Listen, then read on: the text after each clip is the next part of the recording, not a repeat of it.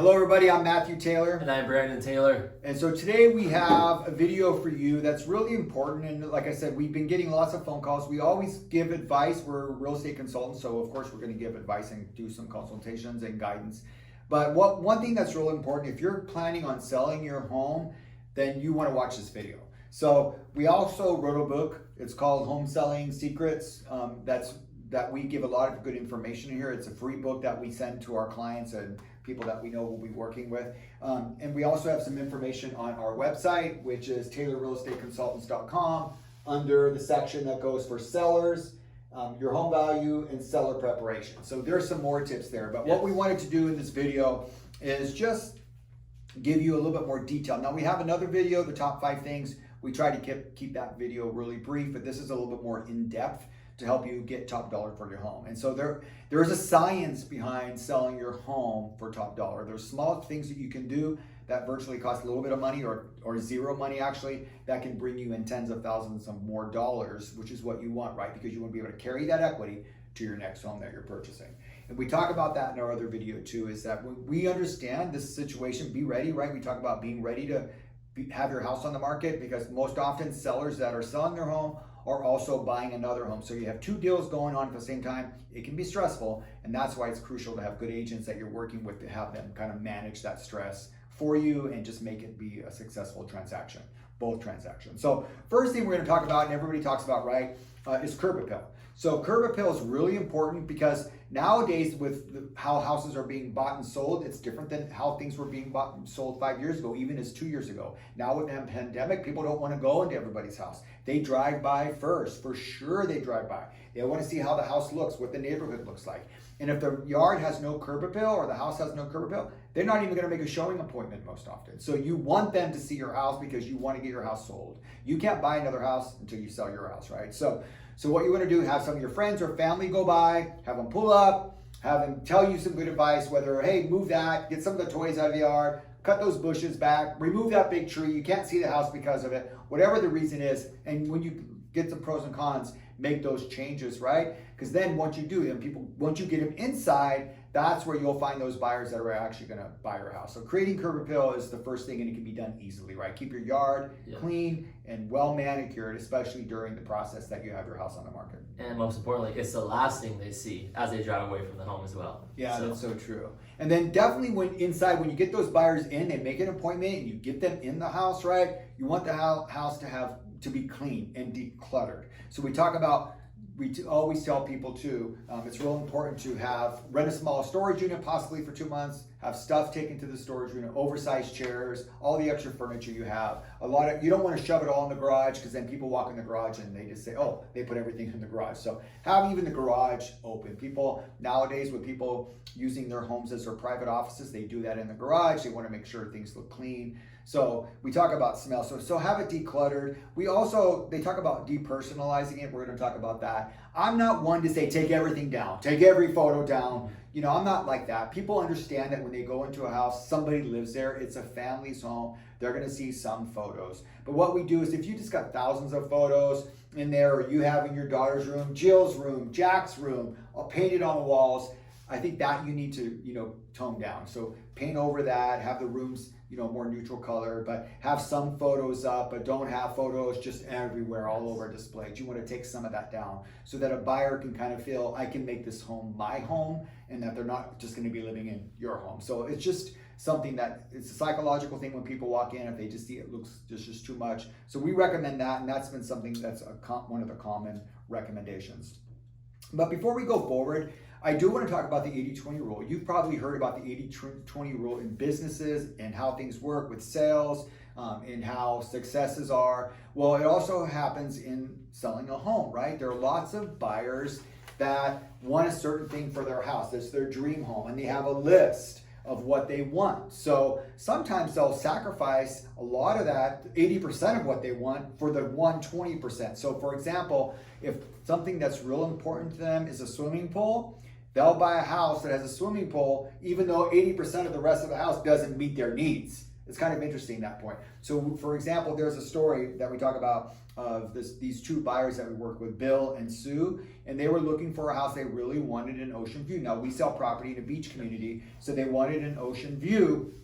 And so they also had other criteria, right? Where they wanted, 4 bedrooms, they wanted it to be clean, they wanted upgraded kitchen, and we showed them multiple homes, but they didn't really. They saw some that were just beautiful inside, didn't have a really good view. That was the number one thing that they wanted. Then we actually found them another property where we walked in and the house needed some repairs and it wasn't upgraded. I didn't think it was going to be the house for them. But we go up to the second story and go to the master bedroom and walk out to the deck, and the views of the ocean were incredible. Of course, they bought that house, right? Because 20% of what they wanted, they had, was that view. So the 80-20 rule is really important. So when we look at your house or the agent that you choose, make sure that whatever your focal point is, that's the selling quality, one of the best selling qualities of your house, make sure you highlight that and how you market it. So if it's a view, then you're going to highlight the view. Some photos, video, aerial, whatever it may be. Right, and then we talk a little bit about staging your home. If you need a professional stager, if your home looks good enough to walk in, your home does not need to look like a model home. If you don't have that type of artwork and furniture and beautiful lamps from Tiffany's, you don't have to have all that. It just has to look clean and neat. But if you're in a tough market, depending on where you're selling your home, you may need to have that stage. If it's a vacant home, a lot of times they do virtual staging, which I don't really recommend, but also have some real staging. It doesn't have to be a lot, but it can be enough. So that's one good idea too. And there's lots of staging companies out there that can give you advice, and they're not that expensive overall. Mostly what you spend when you're selling your house, you'll recoup back in the price if you give it that appeal that makes it appeal more to buyers, to more buyers, and you're going to get a little bit of bidding war. So you usually get your money back, your return on investment, when you do those small things when you're selling your property. And that goes us into chapter 5 in our book, talks about upgrading with a return on investment in your mind. So meaningful upgrades. If you've lived in your house for 10 or 15 years and it's not upgraded, you're thinking, well, I don't really want to redo the kitchen. I'm not going to get my return on my investment. I don't want to spend that much time. I just want to sell my house. Now, in today's market, in certain areas, it's a seller's market. We've seen houses that have 0 upgrades go for over list price. So it depends on what market you're in right now. But in general, if there's small things that you can do that are inexpensive, kitchens are always something, even if it's just countertops or painting the cabinets a more neutral color or a more modern color. That in itself can give what people want. People always love kitchens, right? They also want, when they walk in, nice flooring if you can. I mean, have your carpets clean, stuff like that. But if you can afford to do flooring in the front room and do some kitchen countertops and paint, that's going to give that pizzazz that can get you tens of thousands of dollars over that. So that's one thing. But you want to evaluate that and talk with your agent. Is this worth my return on my investment? Should I do this or should I not do that? And your agent should be savvy enough to know what's selling in the area and what the things that are selling have or look like, so you can kind of mimic that and emulate those so that you can get that same kind of price. So also the chapter 6, we're going to talk about, we talked a little bit about the declutter, depersonalize, and discard. If there's things you're not going to, keep, throw them away, have a yard sale, donate them. You want to have that done before you can get the house listed. That's going to be really, really important. Now, this is the second part. We're going to talk about marketing your home. Once you've done all those things, created curb appeal, have the house cleaned and decluttered, now it's ready to get listed and have it put on the market, right? So now what we need to do is how you market that home, right? Now more than ever, we already talked a little bit about how people buy and sell homes is much differently than they used to buy homes 5 years ago, much less just 1 year ago, right? A lot of people aren't going and looking at homes in person. They want to see online, not only just photos, but there's virtual tours, agents like us that are doing virtual open houses. So having good quality photos and photography, videos is key, because that's how the majority of people are going to see your home, and that first impression always matters. So work with your agent and a professional photographer at that time. There's lots of things, that's common seller mistakes, and learning from other people's mistakes when you're selling your property is not having quality photos, right? But also not making your home available when people that actually do want to see it. If a buyer in today's market wants to see your home, they're serious buyers. Most of the look-through buyers aren't in the market anymore because of the regulations and requirements from COVID, having to fill out COVID forms prior to seeing other homes. The ones who are doing that and willing to go through all that work and effort, they're the serious buyers. So you want to make sure you don't decline any kind of showings. Have your house ready, enough ready to where if you got a showing request for an hour, it only takes 10 or 15 minutes to get it ready. So have it mostly clean, dishes that can be easily put away, have it smelling really fresh, not overpricing it. We talked a little bit about that. So having it, don't make seller mistakes where your house just kind of sits on the market. The first couple of weeks when it's launched and the marketing plan should be just point on target, is the best time to capture the best buyer. The first couple of weeks when you're launched is where you get more activity, more exposure. buyers, most exposure, and buyers competing against each other to get that price up. And then also finding those buyers, right? So a lot of times it isn't just putting the house on the MLS and hoping somebody sees it. There's got to be some targeted marketing involved. And Brandon and I do a lot of reverse prospecting. Yes. We do a lot of phone calls, and a lot of people say, well, how are you going to find buyers for the property?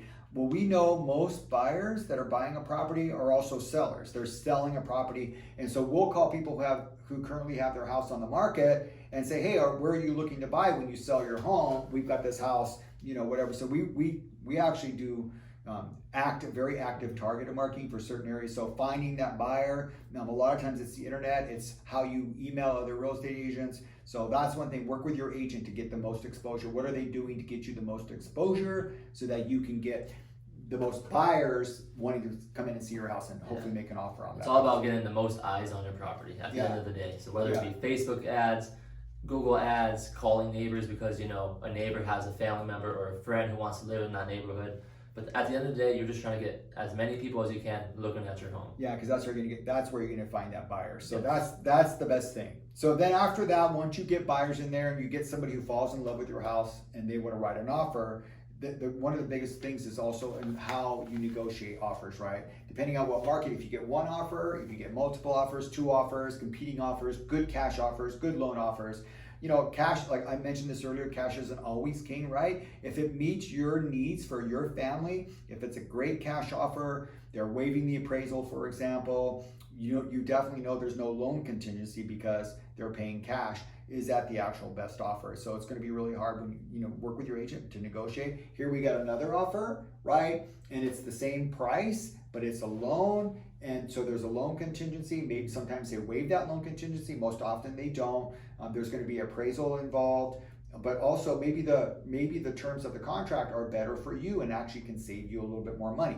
Maybe they're not asking for seller concessions. Maybe they're not going to ask for repairs. So look at every offer. It's real important to take the emotion out of it because selling homes are emotional. It's going to be real important that you look at it like with a real fresh, less business sense when you're looking at it. What's the best offer for us? What meets our needs? And it's also important at that time for the agents, before you accept the offer, your agent to vet those buyers. If there's a great offer, we always call the lender for the buyers, and they won't always disclose lots of information, but we can definitely say, we have a pre-qual. What did you do to get this pre-qual? Did you already verify their income, assets, employment, and credit scores? Did you do all of that? Or, we want to know, because we don't want you to take your house off the market because you accepted this offer and then find out 2 weeks later they're not really qualified and they can't buy. Then we're having to put your house back on the market. So it's important to vet the buyers. And a lot of times you can do that in the contract process before you accept the contract, actually. So that's one of the key things that we try to do for all of our clients. And that's something that you want to write down for a note to talk with your agent about that, to make sure your agent is doing that.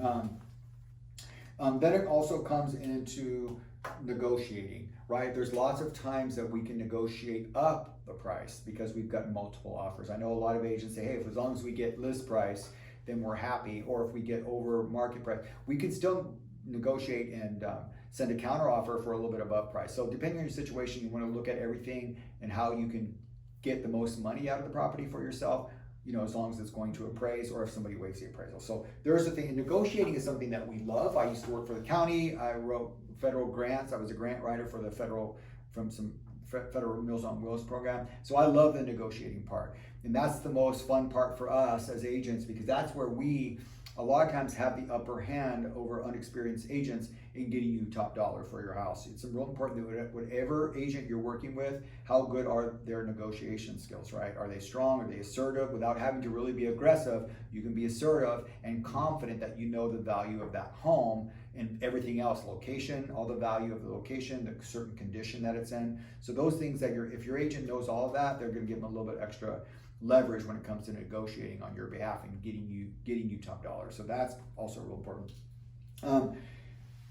So those are some of and then having some bargaining chips. If you have a little bit of leeway, right? If you can move out faster, if you can sometimes they want you, but you can say, hey, you'll do a lease back. If they'll give you some time. We try not to do that, but there's lots of options you can do. But if you have any bargaining chips, like you're to get offers higher, I'm going to leave the shed in the backyard. We're going to leave the hot tub, the above ground hot tub, whatever it is.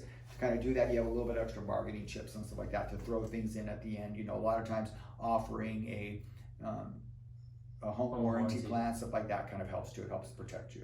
So then, we talked a little bit about being ready for a quick sell. Then once it's under contract, it's real important. We have a couple other guides too, home seller guides that will talk about the escrow process, what's going to happen, what are you doing? Because while it's under contract, the buyer's going to be doing all the inspections, right? They're going to have a home inspection. They're going to be doing a pest inspection, looking for termite, any kind of termite damage.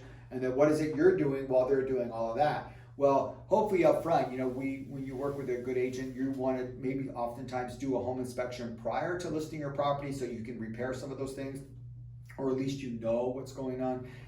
Within 7 days, the seller is required to get the disclosure reports out to the buyers. You have to sign a report saying anything any kind of material defects or problems that are with the house, if there's a leaky roof, if things are leaking, stuff like that, you're required, it's a law that you have to disclose all of that.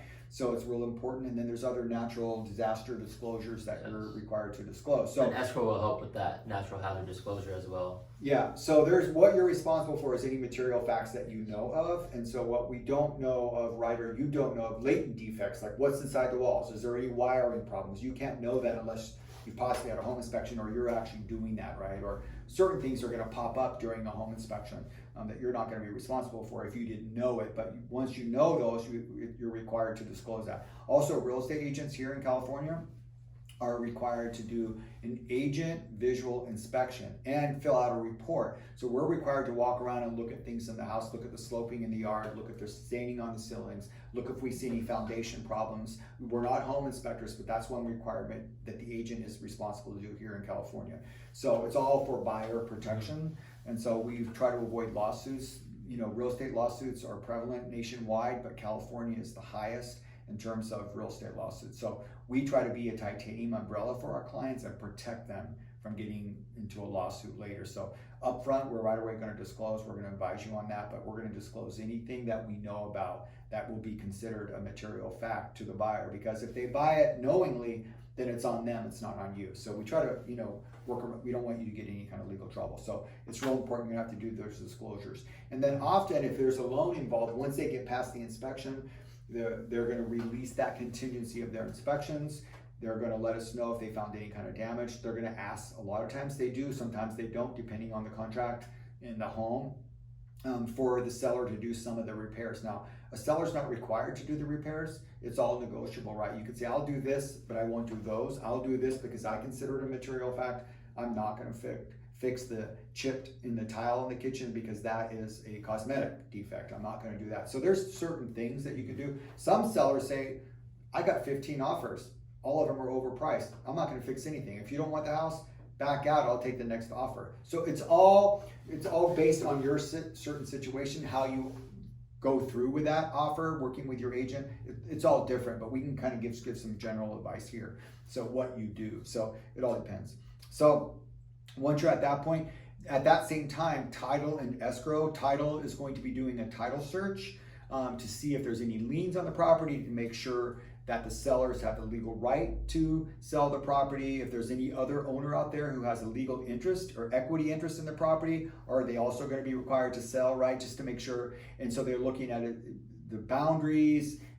They're also looking at chain of ownership to make sure everything was done properly. Things that they can insure, because a title insurance is an insurance plan letting the new buyers know, but the seller pays for it, letting the new buyers know that we will insure this house against any future claims that somebody else had an interest in the property or some other lien, stuff like that. So while that's happening, there's lots of things happening in the background. Escrow's doing their final work. They need to see what your payoff is on the house, you know, so that they can pay that off with your proceeds if you have a mortgage on it. So everybody's doing things in the works. And so we also mentioned earlier that at the same time, when you're selling a house, you're buying a house. So if you're using the same agents like us, we're doing things, we're involved in our own inspections for you on the other house that you're buying. And we try to do simultaneous closing. So if this house closes, the house you're selling, get it ready for that house. So it's going to be real important that you're ready for all of that. And we do talk numerous times about how stressful it can be. Let us assume a lot of that stress, but you do have to be hyper focused, and you have to say, look, this is going to be 2 months at least of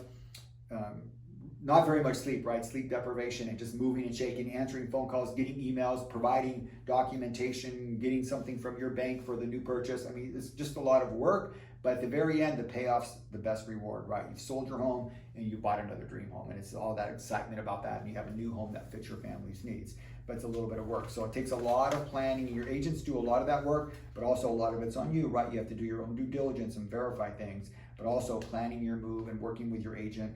Most agents like us use a transaction coordinator that'll help keep us in timelines. But once we get past all of the contingencies and the buyers remove those from you, then okay, so with that, once we're all ready that, we're just ready to move on and get this deal closed and have a successful closing and move into your new home. So if you have any questions or you'd like a copy of this book, we're happy to, you can reach out to us. Our contact information is below, or our regular real estate site is taylorrealestateconsultants.com. And you can go to the website to the sellers tab, and there'll be some home value, seller preparation tips. Yeah. There's a few tabs that you can If you go to sellers, and then go under sellers, you can go to seller preparation, and it'll give you some more tips too that are in the book, or a little bit of what we had in the video. So if you find this video to be of value and beneficial, please feel free to like, comment, subscribe, and share it to anybody you think may benefit from it. Thank you.